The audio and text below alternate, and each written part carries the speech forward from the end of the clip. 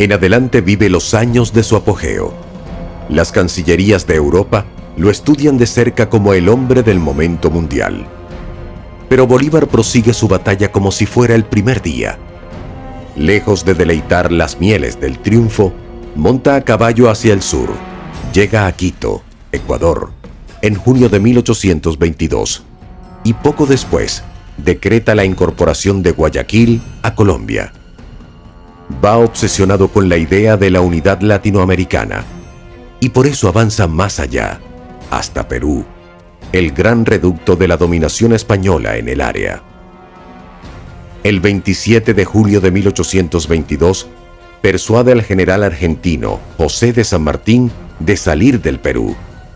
San Martín se lleva el título de protector del Perú, pero le deja a Bolívar el título de libertador. También fue la era culminante de su vida íntima. Conoce el 16 de junio de 1822 a Manuelita Sáenz e inmediatamente se enamora de ella, quien abandona su vida en la alta sociedad de Quito y parte tras Bolívar, destinada a compartir y sufrir con él los últimos años. La campaña del Perú constituye la cumbre de su carrera militar y política. Bajo su mando directo en la batalla de Junín del 6 de agosto de 1824 y bajo el mando de Sucre en Ayacucho el 9 de diciembre del mismo año, el ejército español queda definitivamente derrotado en toda Sudamérica. Se ha cumplido una de las proezas militares más grandes de todos los tiempos. Un ejército guerrillero, sin disciplina ni recursos, un ejército formado sobre la marcha, ha logrado derrotar a la primera potencia colonial de la época, la Gran España Imperial. Mientras dura la campaña del sur, las dudas se centran en hasta dónde llegará la hazaña libertadora de Bolívar. Los delegados argentinos le están pidiendo que tome parte en la guerra de este país contra Brasil.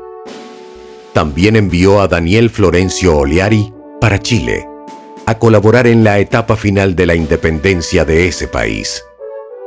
1825 va a ser, en perspectiva, el punto de quiebre. Alcanza el mayor poder porque incorpora Perú a la Gran Colombia. Crea a Bolivia como nueva república a partir de la secesión del Alto Perú, e Inglaterra reconoce la independencia de estos pueblos. A Bolívar lo aclaman multitudes efervorizadas por donde quiera que pase. Y es que en la cumbre de su poder, Bolívar siguió aferrado a los ideales de independencia, cambio institucional y justicia social, que motivaron sus luchas del comienzo. Había decretado la abolición de la esclavitud y la repartición entre la pobre soldadesca de los bienes incautados a los enemigos. Ahora decreta la repartición de tierras entre los indígenas, la abolición de los abusos de los caciques y libera a los indios de la condición de servidumbre. El guerrero no acepta el merecido reposo. Ahora se ocupa de las tareas administrativas propias de la función de gobierno. Pero siguen las dificultades. Al año siguiente, abril de 1826, su natal Venezuela se insubordina contra la Gran Colombia y contra el gobierno de Bolívar, a través del movimiento secesionista de José Antonio Páez llamado La Cociata. El libertador tendría que volver en diciembre de ese mismo año a Venezuela para ejercer su natural autoridad y abortar la conspiración separatista.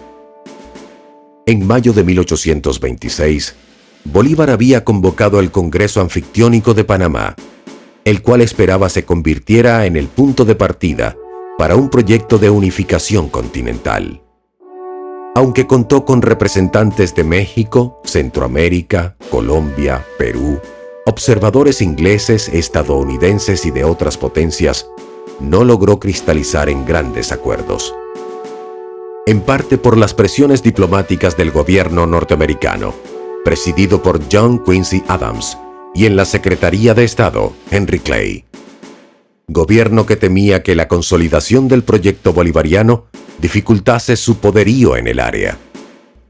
Ya para entonces, Bolívar pensaba nombrar sendas comisiones que actuaran en Cuba y Puerto Rico. Para Cuba, pensaba enviar a Páez y a Puerto Rico Antonio José de Sucre. Más allá de sus méritos militares y políticos, en Bolívar sobresalía la visión futurista que apostaba por la unidad regional y continental, para crear en Latinoamérica un polo de desarrollo integral. Presentía con notable agudeza que nuestros pueblos quedarían en desventaja frente al poder militar, tecnológico y comercial de Estados Unidos.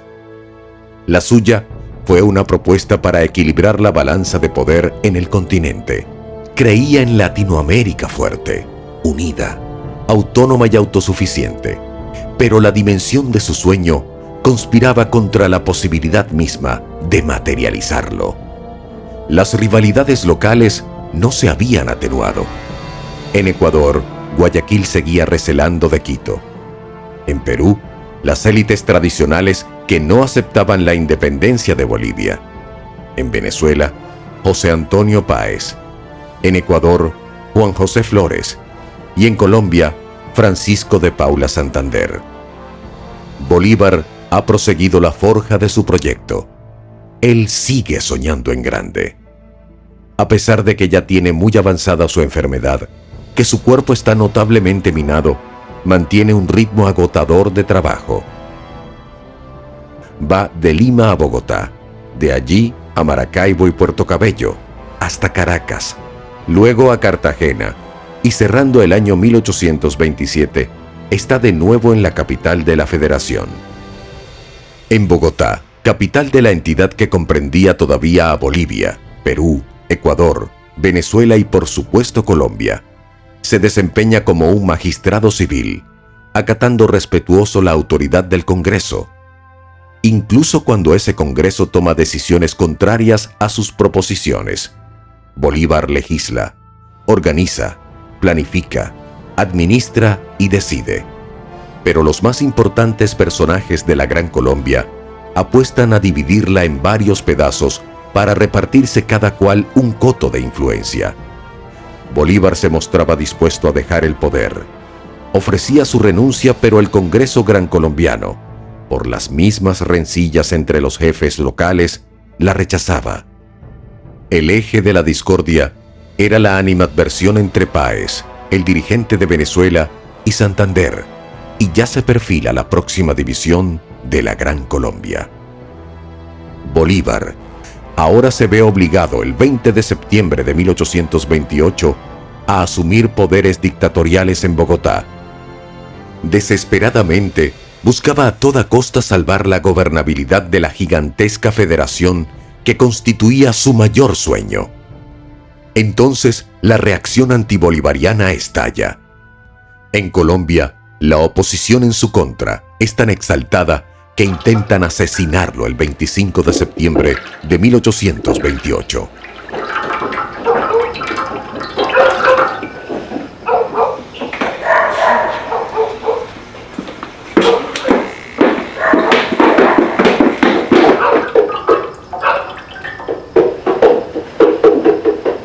¡Vístete, Simón! ¡Vístete! ¡Vístete!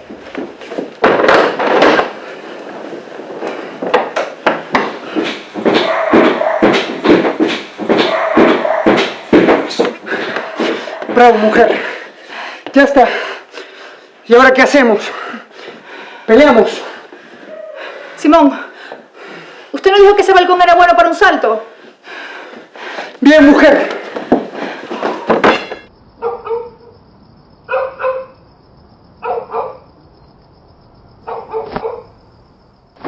Todo esto agudiza la tensión y le da argumentos a los opositores. Perú es el primer país en separarse formalmente de la Gran Colombia. Pero en Venezuela resurge con más fuerza el movimiento autonomista, nuevamente centrado en José Antonio Páez. Así llegamos al fatídico año de 1830, en el cual Bolívar conocerá varias muertes. Primero, ve perecer su proyecto de unidad continental. Después, constata cómo muchos de sus más antiguos colaboradores se manifestaban en su contra. Pierde a Antonio José de Sucre, asesinado por los enemigos precisamente para impedir que sucediera al Libertador. Y por último, su presencia fue prohibida en Venezuela. Pierde el poder. En la tragedia política del Libertador pesan varios factores. Primero, el descontento social tras la prolongada guerra de independencia.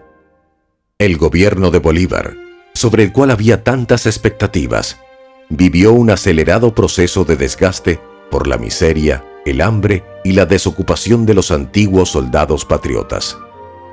Ya en los últimos meses es un hombre muy debilitado. Había perdido mucho cabello, tenía las mejillas hundidas, los ojos sin vigor. «Parezco un viejo de 60 años», confesaba entonces. El 3 de mayo de 1830 deja la presidencia de la también agonizante Gran Colombia. Se despide de Manuelita Sáenz con una ferviente carta. 5 días después, inicia viaje por el río Magdalena. Su último viaje fue también el más triste. Buscaba salir de Colombia para embarcarse hacia Europa y morir en el exilio. Pero la gravedad no le dio tiempo. Estaba profundamente deprimido. Se comparaba con Cristo y el Quijote, concibiéndolos como otros soñadores de imposibles. El 6 de diciembre hace una parada forzosa en Santa Marta y se aloja en la propiedad de su amigo, don Joaquín de Mier. Lo recibe en silla de brazos el médico Próspero Reverente. Venía pasando una temporada de angustia, agotamiento y espanto. Atribuía a la bilis el tormento de su gastada humanidad. Padecía trastornos digestivos, dolores de cabeza, mareos, calambres y vómitos. Su enfermedad, a los 47 años de edad, le impidió un retorno al poder. Está profundamente débil. No puede sostenerse por sus propios pies, pero no pierde la lucidez mental. Aconseja la paz y la concordia. Le cuesta dormir, no quiere comer, siente dolores en el pecho. Llega el hipo y se agrava. El 10 de diciembre el obispo de Santa Marta lo atiende a solas y le otorga los santos óleos. Al día siguiente, rodeado de un pequeño grupo de amigos, entre quienes están su sobrino Fernando y su fiel mayordomo José Palacios, otorga testamento y firma su última proclama, dirigida a la Gran Colombia, que seguía siendo su país, pues no concebía a Venezuela aislada, ni Ecuador, ni Bolivia, sino todos formando parte de su irrenunciable sueño. El 17 de diciembre, a la 1 de la tarde, todo ha terminado.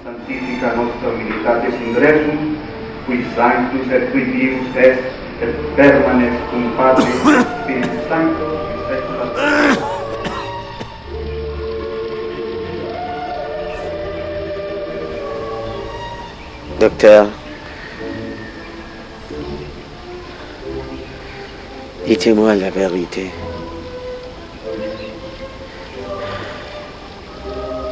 Combien de temps me reste-t-il?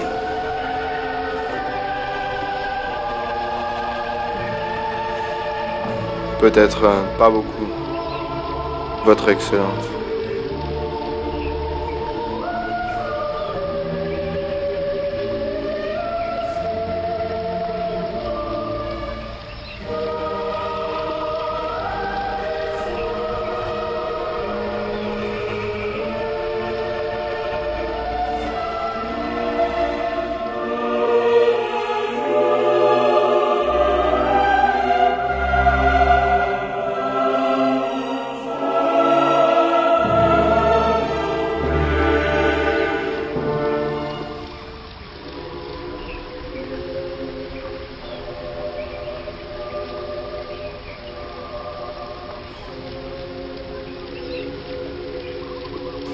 Colombianos,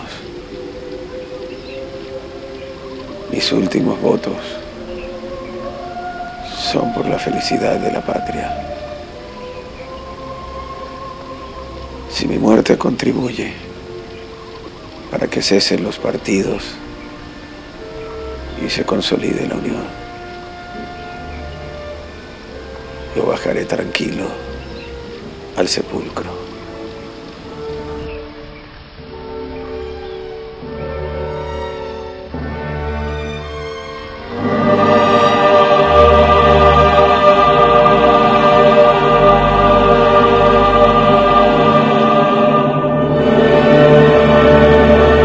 Comienza ahora su vida en la inmortalidad.